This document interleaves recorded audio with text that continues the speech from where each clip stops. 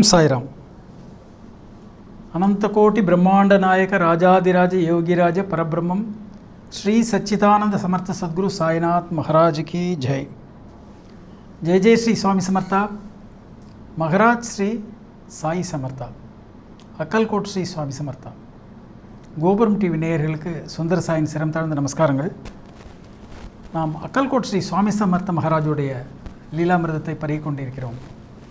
அதில் பக்தவத்சலனான சுவாமி சமர்த்தர் எல்லா இடங்கள்லேருந்தும் கஷ்டப்படுற பக்தர்களை வரவழைச்சு அவர்களுக்கு எளிமையான பரிகாரங்களை சொல்லிக் கொடுத்து அவங்களுடைய தேவைகளை பூர்த்தி செய்து எந்த அளவுக்கு அவங்களுக்கு அனுகிரகம் பண்ணுறாருங்கிறத நம்ம கிட்டத்தட்ட 1.5 வருஷமாக கேட்டுருக்கோம்.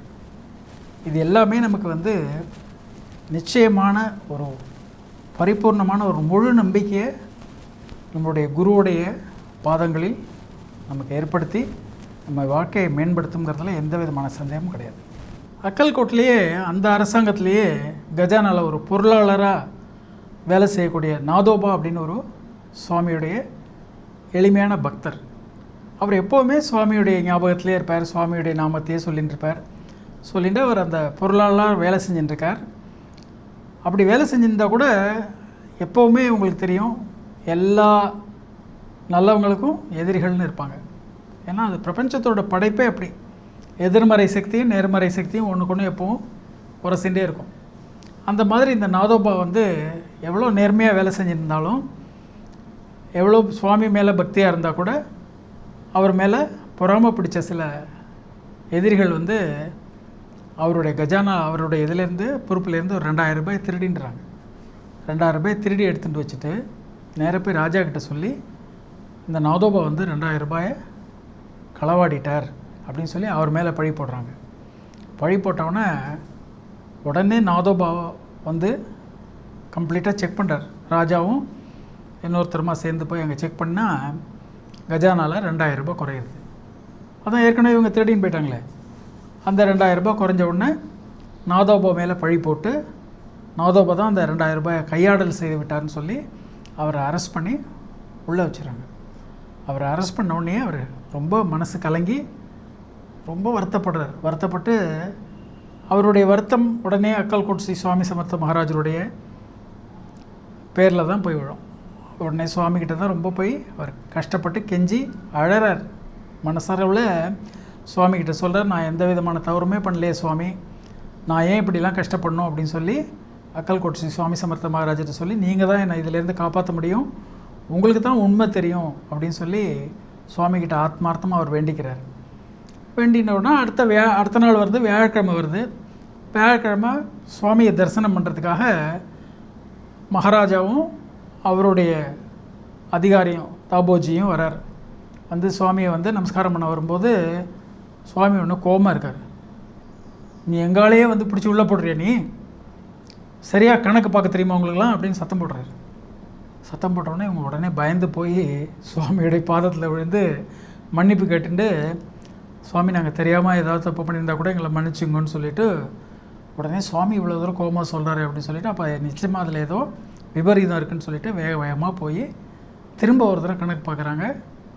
அந்த 2000 ரூபாய் மிஸ்ஸிங்லாம் ஒன்றும் இல்லை, எல்லாம் கரெக்டாக இருக்குது. எல்லாம் கரெக்டாக இருந்தோடனே நேராக நாதோபாவை ரிலீஸ் பண்ணி தவறுக்கு வருந்துகிறார்கள். வருந்தின உடனே அவர் ரொம்ப சந்தோஷமாக அக்கல்கோட் சுவாமி சமர்த்த மகாராஜா அவருடைய பாத நமஸ்காரம் பண்ணி சுவாமி மேலே இன்னும் பக்தி பண்ணுறாரு. அது மாதிரி அபயக்கரம் நீட்டக்கூடிய பக்தவத்சலன். நம்ம நேர்மையாக இருந்து அவர் மேலே பக்தி பண்ணும்போது நமக்கு எந்த குறையுமே வராது. அதுமாதிரி ஹைதராபாத்தில் லாலா பெரிய அரசாங்க அதிகாரி, அவருக்கு வெண்குஷ்டம் வந்துடுது. அவர் ரொம்ப கஷ்டப்பட்டுருக்கார். அவர் அங்கே ஹைதராபாத்லேயே அல்வால்னு ஒரு இடம் இருக்குது. அந்த அல்வால் வெங்கடேச பெருமாள் கோயிலில் போய் அவர் எவ்வளோ பூஜைகள்லாம் பண்ணி சுவாமிகிட்ட தன்னுடைய வியாதியை குணப்படுத்த சொல்லியெல்லாம் வேண்டிக்கிறார். அவர் ஒரு நாள் வீட்டில் தூங்கும்போது திடீர்னு காலையில் பார்த்த கனவில் யாரோ ஒருத்தர் மாடோடு தாப்பில் இருக்கிற ஒரு துறவி மாதிரி ஒருத்தர் நிற்கிறார்.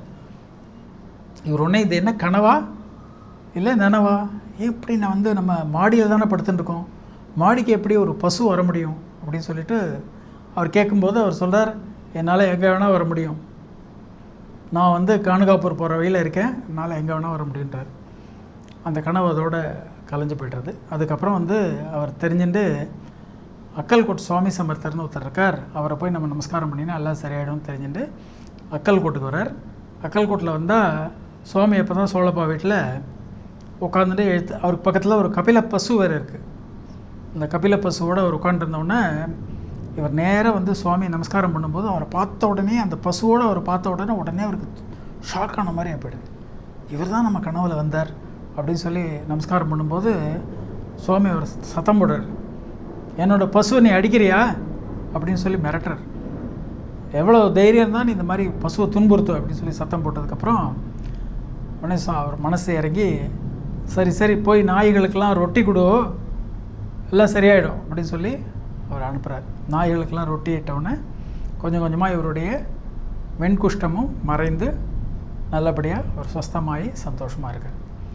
இப்படி ஒவ்வொருத்தரையும் வரவழைச்சு சுவாமி அவருடைய வியாதிகளையும் சரி பண்ணுறது. அதே மாதிரி யாராவது செய்யாத தவறுக்கு அவர்கள் தண்டனை கிடச்சதுன்னா அவங்க ஒரு தடவை சுவாமியோட பேரை சொன்னாலே சுவாமி உடனே போய் அவங்கள காப்பாற்றுறது. இந்த மாதிரி அக்கல்கோட் ஸ்ரீ சுவாமி சமர்த்தர் வந்து நினைத்த மாத்திரத்தில், அதுதான் ஸ்மர்த்திருக்காமி அப்படின்னு பேர், நினைத்த மாத்திரத்தில் வந்து நமக்கு அருள் புரியக்கூடிய தத்த அவதாரங்களில் இந்த சுவாமி சமர்த்தருடைய லீலாமிர்தம் கேட்க கேட்க அவ்வளோ தூரம் நமக்கு ரொம்ப சந்தோஷமாக இருக்கும். அதனால் இந்த அக்கல்கோட் ஸ்ரீ சுவாமி சமர்த்த மகாராஜோட லீலாமிர்தம் நெடுநாட்களாக நம்ம சொல்லின்னு இருக்கோம். இந்த லீலாமிர்தங்கள் ஒன்றொன்றும் பரமசத்தியமாக சில ஆண்டுகளுக்கு முன்னால் நடந்துகிட்ருக்கு. இப்போவும் இந்த நாட்கள்லேயும் இந்த காலகட்டங்கள்லேயும் சுவாமி சமர்த்தராகட்டும், இல்லை தத்த ஸ்வரூபங்களான ஷீரடி சாயி ஆகட்டும், சத்யசாயி ஆகட்டும், அவர்களுடைய பக்தர்களுக்கு என்ன தேவையோ அதை உணர்ந்து கொண்டு அவர்களுடைய பக்திக்கும் அவர்களுடைய ஆத்மார்த்தமான ப்ரேயர்களுக்கும் பதிலளித்து கொண்டு எவ்வளோ நம்மளை லைஃப்பில் முன்னேற்றி கொண்டிருக்கிறார்கள். அதனால் இந்த அக்கல்கோட் ஸ்ரீ சுவாமி சமர்த்த மகாராஜோட லீலாமிர்தத்தை நீங்களும் கேட்கணும். உங்களுக்கு தெரிந்த நண்பர்களுக்கும் நீங்கள் இதெல்லாம் ரெக்கமெண்ட் பண்ணி இந்த மாதிரி சத்து விஷயங்களெல்லாம் இந்த சாதுர்மாசிய விரதம் நடக்கக்கூடிய இந்த மாதங்களில், அதுவும் இந்த குரு பூர்ணிமா முடிஞ்ச உடனே சாதுர்மாசிய விரதம் ஆரம்பிச்சிருவாங்க சன்னியாசிகள் எல்லாம். இதெல்லாம் இந்த சத்சங்கங்களெல்லாம் நம்ம எல்லாருமே கேட்கும்போது நம்முடைய கர்மாக்கள்லாம் சூரியனை கண்ட பனி போல் விலகி நம்மளுடைய வாழ்க்கை ரொம்ப பிரகாசமாக இருக்குங்கிறதுல எந்த விதமான சந்தேகமுமே வேண்டாம். இது இன்றளவும் நடந்து கொண்டிருக்கிறது. இதை யாரெல்லாம் உண்மை என்று நம்பி செய்கிறார்களோ அவர்கள் வாழ்க்கைகள் எல்லாமே ஒளியேற்றப்பட்டு ரொம்ப சந்தோஷமாக இருக்காங்க. அதனால் இந்த அக்கல்கோட் ஸ்ரீ சுவாமி சமர்த்த மகாராஜுடைய அருளாசிகள் நம்ம அனைவருக்கும் பரிபூர்ணமாக கிடைக்கட்டும். யாருக்கெல்லாம் வாய்ப்பு இருக்கோ அவங்க மட்டும்தான் இதை கேட்க முடியும். அதுவும் இந்த கோபுரம் டிவிங்கிற ஒரு கருவியை வந்து இந்த காலகட்டங்களுக்கு தகுந்த மாதிரி ரெடி பண்ணி சுவாமி வந்து தன்னுடைய லீலைகளை நம்ம வீட்டிலேயே கொண்டு வந்து சேர்க்குறாருங்கும்போது அப்போ கூட நம்ம அதை எடுத்துக்கலைன்னா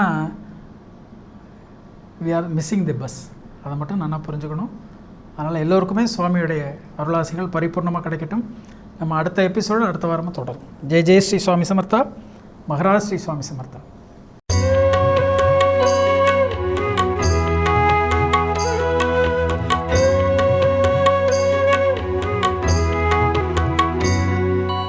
விதம் விதமான பக்தி நிகழ்ச்சிகளை உங்களுக்காக தந்து கொண்டிருக்கிறது உங்கள் கோபுரம் டிவி.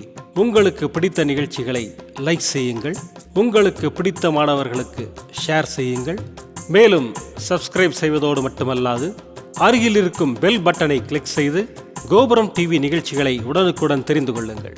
மற்றும் ஒரு மகிழ்ச்சியான செய்தி, கோபுரம் டிவி ஆப்பை கூகுள் பிளே ஸ்டோரில் ஃப்ரீ டவுன்லோட் செய்து கோபுரம் டிவி நிகழ்ச்சிகளை தொடர்ந்து கண்டுகளியுங்கள், பாருங்கள், ரசியுங்கள், பரவசமடையுங்கள். gopuramtv.com. பக்தி பக்திமயம்.